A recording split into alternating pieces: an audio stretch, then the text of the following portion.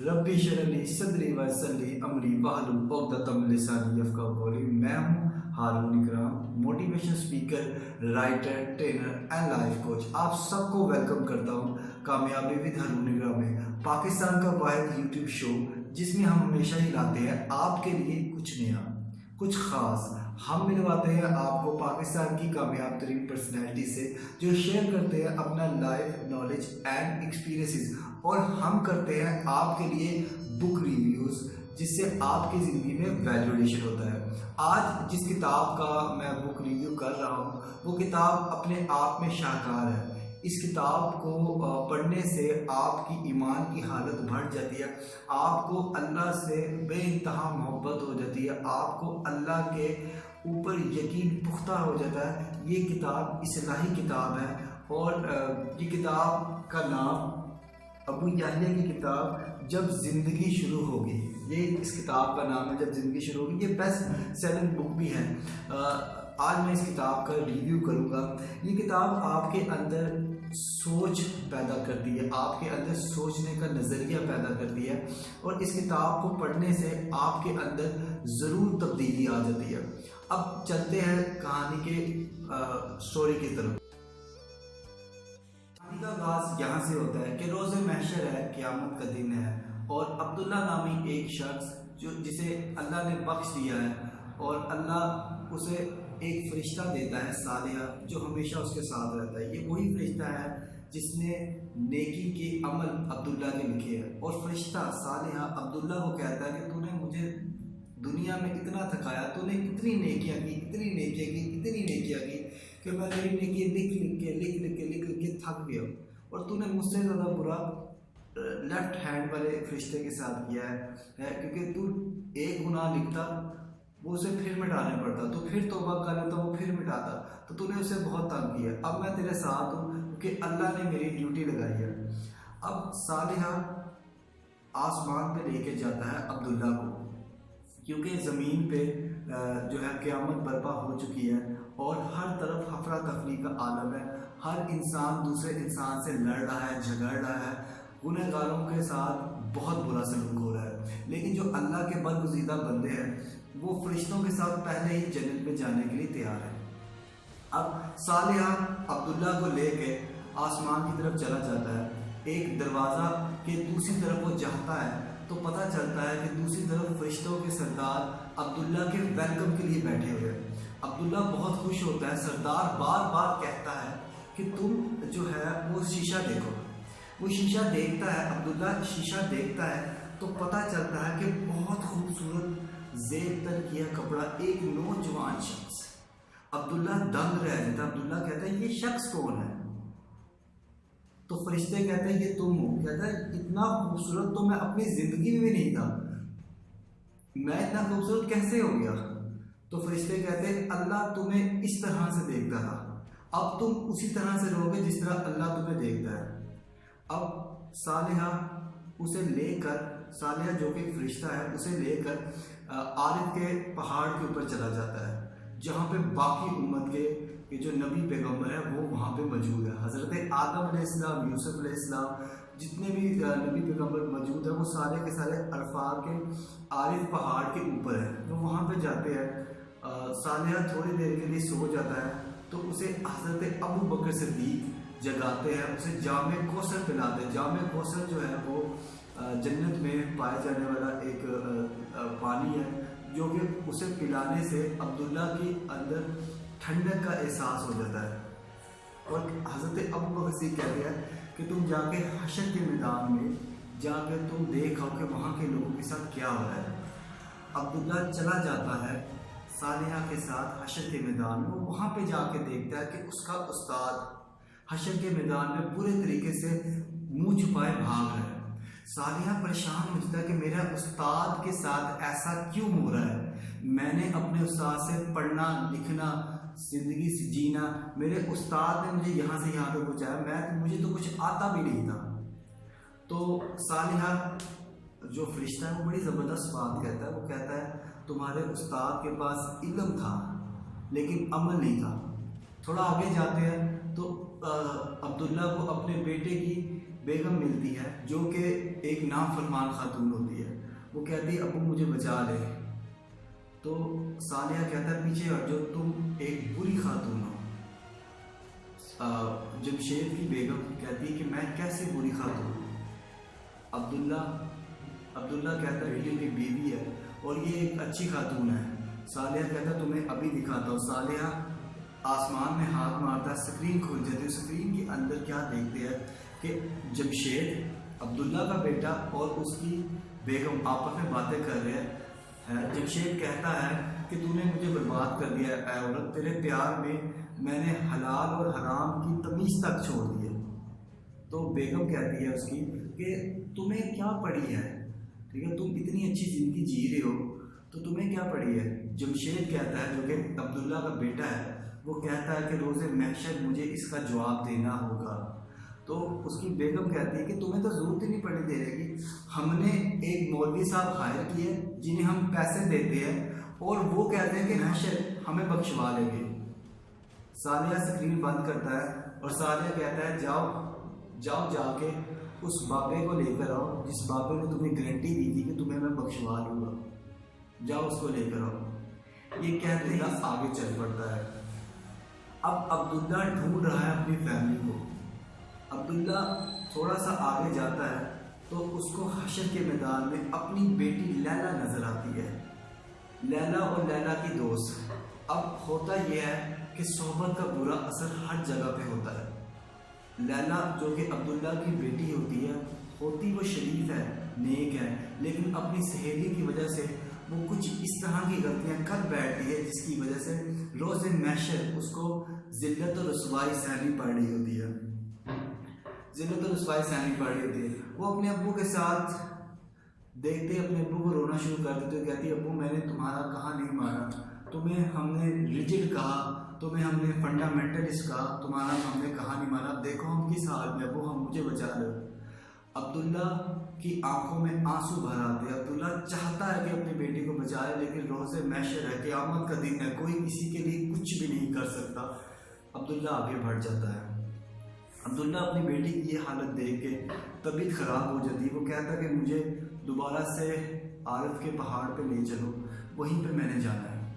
वहाँ पे जाता है तो नाइमा जो कि अब्दुल्ला की बेगम है वो वहाँ पे मिलती है। वो अपनी बेगम को देख के बड़ा खुश होता है, कहता है कि इस औरत ने मेरे साथ तब वफा की जब किसी ने कोई वफा नहीं की। मेरी बेगम नाइमा ने मेरे साथ तब अच्छा सलूक किया, मेरा साथ दिया, कभी नाशुक्री नहीं की, मेरी ढाल बनी, अल्लाह और अल्लाह के रसूल को माना और मेरे भी ईमान को पुख्ता किया। अब्दुल्ला को फिक्र है उसके बेटे की और उसकी बेटी की, तो वो परेशान है कि अब क्या होगा। वो दोबारा वापस हशर के मैदान में चला जाता है तो देखता है कि अल्लाह रब्बुल इज़्ज़त ने हिसाब किताब लेना शुरू कर दिया। अब अल्लाह जब हिसाब किताब लेना शुरू करता है तो सबसे पहले हज़रत आदम अलैहिस्सलाम की बारी होती है और हज़रत आदम अलैहिस्सलाम को अल्लाह कहता है कि 1000 में से एक बंदा चुन ले आदम। ये बात सुनते साथ हर तरफ हफरा तफरी का आलम फैल जाता है, हर तरफ परेशानी की लत हो जाती है कि 1000 में से 999, अल्लाह कहता है 999 एक सर पे करो और एक बंदा चुन जिसे मैं बख्शूंगा। फिर हज़रत ईसा अलैहिस्सलाम की बारी आती है। हज़रत ईसा अलैहिस्सलाम से अल्लाह तबारक व तआला पूछता है कि क्या ईसा तूने ये कहा था कि तू मेरा बेटा है। हज़रत ईसा अलैहिस्सलाम कहते हैं नहीं, मैंने ऐसी कोई बात नहीं की या अल्लाह, मैं तो सिर्फ वो बोलता रहा जो तूने कहा था, मेरी ज़ुबान पे तो वो चलता रहा जो तूने कहा था। फिर अल्लाह हिसाब लेना शुरू करता है सरकारी अफसरान का। एक सरकारी अफसर को अल्लाह रब्बुल इज़्ज़त पकड़ता है, उसे कहता बता तूने ज़िंदगी कहाँ गुजारी, माल कहाँ खर्च किया, किस जगह पे लगाया। तो सरकारी मुलाजिम कहता है मैंने तो बड़ी सादी ज़िंदगी गुजारी है अल्लाह, मैंने तो कुछ भी नहीं किया। अल्लाह पूछता है फरिश्ते को कि इसका नामा माल चेक करो, देखो इसमें कि क्या इसने ऐसे गुजारा। तो फरिश्ता नामा माल खोलता है, पता चलता है कि ये झूठा है, इसने जुल्म किए, इसने बदकारी की, इसने रिश्वत ली, इसने बदकारी के अड्डे चलाए, इसने शराब के अड्डे चलाए, इसने हर तरह की बुरा काम किया। अल्लाह उसको जहन्नुम में डाल देता है। और इस किताब के अंदर जहन्नुम की बड़ी ज़बरदस्त तशबीह की गई है और जन्नत की भी बड़ी ज़बरदस्त तशबीह इस किताब में की गई है। इस किताब के अंदर जो जन्नत का जो दिखाया गया है वो बहुत ज़बरदस्त है। अब अब्दुल्ला जब ये देख के अब्दुल्ला का दिल भर सा आता है, अब्दुल्ला फिर कहता है कि मुझे सालिहा मुझे किसी और जगह पे ले चलो, यहाँ पे मुझे सही तरह से मुझसे बैठा नहीं जा रहा, मुझसे देखा नहीं जा रहा। लेके जाता है वहाँ पे तो पता चलता है कि लैला का हिसाब हो चुका है और लैला बख्शी गई है। सालिहा की तरफ अब्दुल्ला देखता है और कहता है ये क्या होगा। तो अब्दुल्ला सालिहा कहता है कि अल्लाह रब्बुल इज़्ज़त नबी करीम सल्लल्लाहु अलैहि वसल्लम ने फरमाया था कि कि अल्लाह की रहमत के 99 हिस्से हैं, एक हिस्सा इस दुनिया में है और 99 हिस्से जो हैं वो अल्लाह रब्बुल इज़्ज़त के बरोज़े क़यामत है। तो अल्लाह पहले कुछ लोगों को अल्लाह डायरेक्ट ही माफ़ कर देगा, कुछ लोगों को अल्लाह हशर के मैदान पे थोड़ी सी सज़ा दे के माफ़ कर देगा, कुछ को अल्लाह थोड़ा देर बाद में माफ़ करेगा और कुछ को अल्लाह एंड पे जाके माफ़ करेगा। लेकिन कुछ लोग हैं जो पक्के जहन्नमी है, जो के हसद, कीना, बुग़्ज़, रिश्वतखोरी जैसे बुरे काम करते हैं। उनके लिए अब होगा ये कि बरोज़े क़यामत पीरों के मानने वाले मुरीदें, लीडर, सियासी लीडरों के पीछे कारकुनीन, ये सारे के सारे होंगे और वो पकड़ के मारेंगे उनको, अपने सियासी लीडर्स को मारेंगे, अपने पीरों को मारेंगे कि कहेंगे तुम्हारी वजह से हम आ गए। तो वो भी उल्टा उन्हीं पे पड़ जाएगा और उनको कहेगा कि मेरी वजह से तुम नहीं आए, तुम आए हो अपने मफाद की वजह से, तुम मेरी वजह से नहीं है, तुम आए हो इधर अपने मफाद की वजह से, तुम्हें मतलब था इस वजह से ना मानते हमारी बात। तो अब अब्दुल्ला को फिक्र है अपने बेटे जमशेद की, क्योंकि बेगम उसकी जन्नती है, लैला बख्शी गई है। अब जमशेद की फिक्र है उसको, अब्दुल्ला बड़ा परेशान। सालिहा को कहता है मुझे ले चलो वहाँ पे। सालिहा उसको बरोज़े महशर उस जगह पे लेके जाता है जहाँ पे जमशेद का हिसाब हो रहा है। अब अल्लाह उसे पूछता है बता तूने कहाँ पे माल किया, किस तरह ज़िंदगी गुजारी। उसके सवालों जवाबों के बाद नामा अमाल तोड़ने की बारी आती है। गुनाह बहुत ज़्यादा उसका, बहुत ज़्यादा गुनाह है जमशेद के, लेकिन दो सवाब ऐसे जो कि उसे बख्शवा देते हैं। पहला सवाब वो उठाता है, एक नेकी उठा के उसके पलड़े में डालता है तो पता चलता है पलड़ा इक्वल हो गया। वो नेकी होती है उसकी माँ के साथ किया गया उसका हुस्न सलूक। फरिश्ते से पूछता है अल्लाह तबारक तआला कि क्या इसने वाकई में ऐसा किया। तो फरिश्ता चेक करता है कि हाँ वाकई में उसने अपनी माँ का साथ दिया। जमशेद की बेगम नहीं चाहती थी कि अपने वालिदैन से मिले, लेकिन फिर भी उसने अपनी माँ का साथ दिया, अपनी माँ का ख्याल रखा, हर मुश्किल वक्त में अपनी माँ के साथ रहा। और दूसरी चीज़ जो जमशेद को बख्शवा देती है, जो जमशेद का पलड़ा ऊंचा कर देती है, वो है तौहीद, अल्लाह को एक मानना, अल्लाह को परवरदिगार मानना। वो शख्स सारी ज़िंदगी अल्लाह को एक मानता, उसके अलावा किसी को माबूद नहीं बनाता और उसको उस शख्स पे भी यकीन नहीं होता जो कहता है कि मैं तुझे जन्नत में भिजवा दूँगा। अब सारी की सारी फैमिली जन्नत में पहुंच चुकी है। जन्नत में जब एंटर होते हैं तो उनकी सांसों से खुशबू आ रही होती है, हर तरह की मनफी सोच से वो बालातर हो चुकी है। सारी की सारी फैमिली जन्नत में पहुंच चुकी है। उनके दिलों में हसद, कीना, तकब्बुर, सोच, मनफी सोच कुछ भी नहीं है। अब सब कुछ साफ हो चुका है। जन्नत में ना नींद आती है ना थकावट है, जन्नत में ना नींद आती है ना थकावट है, ना कोई डिप्रेशन है ना कोई टेंशन है। जितना मर्जी खाओ, जहाँ मर्जी जाओ, खुशबू ही खुशबू, ताकत ही ताकत, सेहत ही सेहत, हर जगह पे खुशियाँ ही खुशियाँ है। क्योंकि अल्लाह ने इबादत, रियाजत, नवाफिल, अज़कार, नमाज, रोज़े का अजर दे रहा है।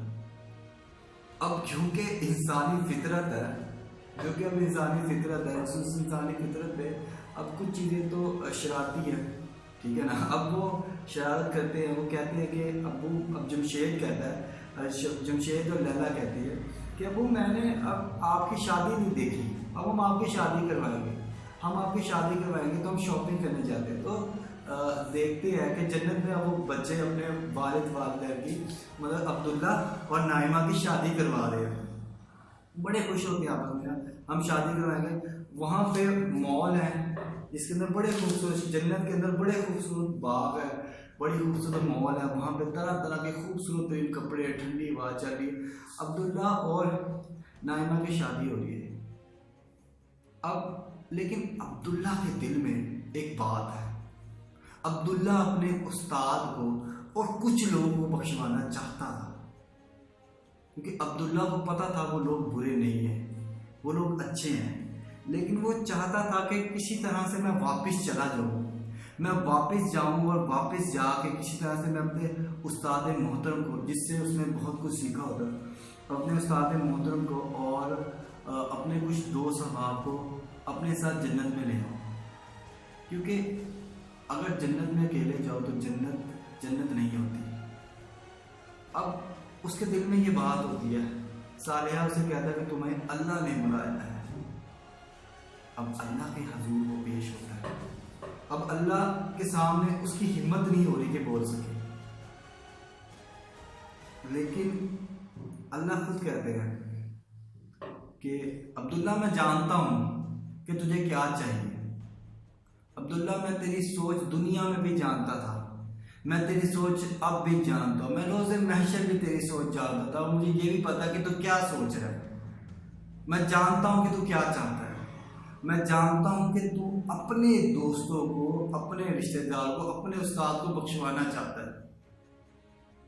यहाँ कोई बैग का बटन नहीं है, लेकिन तू मेरा बरगुज़िदा बंदा है, तुझे मैं देता हूँ। जा जा दुनिया में वापस जा दोबारा और बख्शवा ले सबको,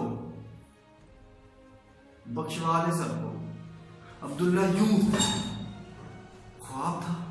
अब्दुल्ला उठता अपने आप को इसका हाथ लगाता, चेक करता क्या वो ख्वाब था या ये सच है।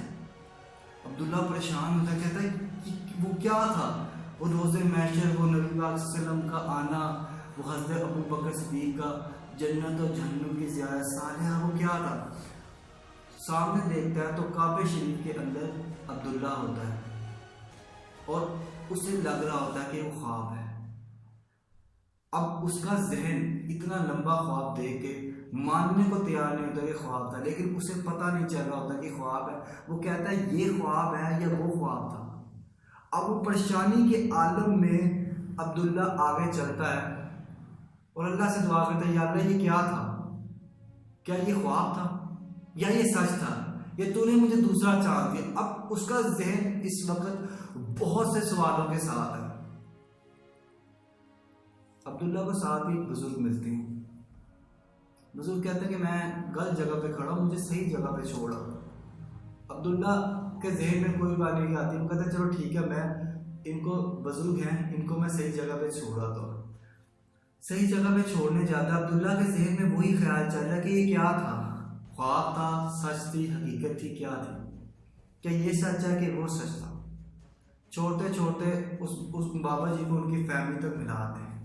फैमिली तक मिलाता है तो बाबा जी इंट्रोड्यूस करवाते हैं कि ये मेरी बेटी है, ये मेरी वो है, ये मेरी नवासी है, ये मेरी नवासी है जिसका नाम नाइमा है। अब्दुल्ला यकदम अशार में, नाइमा कौन, नाइमा। अब्दुल्ला एक नजर उठा कर देखता है, कहता है ये तो वही है। अब अब्दुल्ला को ये लग रहा है कि हो सकता है कि शैतान मेरे अंदर वसवसा डाल रहा है, क्योंकि शैतान बरसों की मेहनत, बरसों की इबादत, रियाजत, नमाज़ों का जो अजर है वो इस तरह ले लेते हैं। तो अब्दुल्ला को ये लग रहा है कि ये कोई इस तरह की बात है कि शैतान मैंने वसवसा डालता है। लेकिन जब वो लड़की बोलती है कि नहीं हमें यहाँ से चलना चाहिए, नाना जी आप बड़ी देर से यहाँ पे खड़े हुए, अब्दुल्ला के जहन में वही बात जो उसने गुफ्तगू अपनी बेगम नाइमा के साथ की थी और वो सामने खड़ी थी। अब्दुल्ला जवान है लेकिन उसके सामने वो लड़की खड़ी है जो कि जन्नत में उसके साथ थी। ये बात अब्दुल्ला सोचता है और सोचता चला जाता है और चक्कर खा के गिर जाता है। अब इस कहानी के साथ आगे क्या होगा, ये इसकी जो दूसरी किताब है हम भी उसमें पढ़ेंगे। आपको मेरा बुक रिव्यू कैसा लगा काइंडली कमेंट कीजिए, शेयर कीजिए और मुझे बताइए कि आपको मेरा बुक रिव्यू कैसा लगा। आपका बहुत शुक्रिया मुझे सुनने का। और नेक्स्ट पार्ट भी मैं इंशाल्लाह इस किताब का बुक रिव्यू करूँगा कि अब्दुल्ला के साथ आगे क्या बना, कि अब्दुल्ला क्या वो सच था, हकीकत थी, क्या बना। Thank you so much. इसी तरह के और अच्छे अच्छे बुक रिव्यूज़ के लिए सब्सक्राइब कीजिए हमारे चैनल को और साथ ही साथ दबाइए बेल की आइकन को ताकि आपको मिल सके हमारे चैनल की हर new update. Thanks for watching.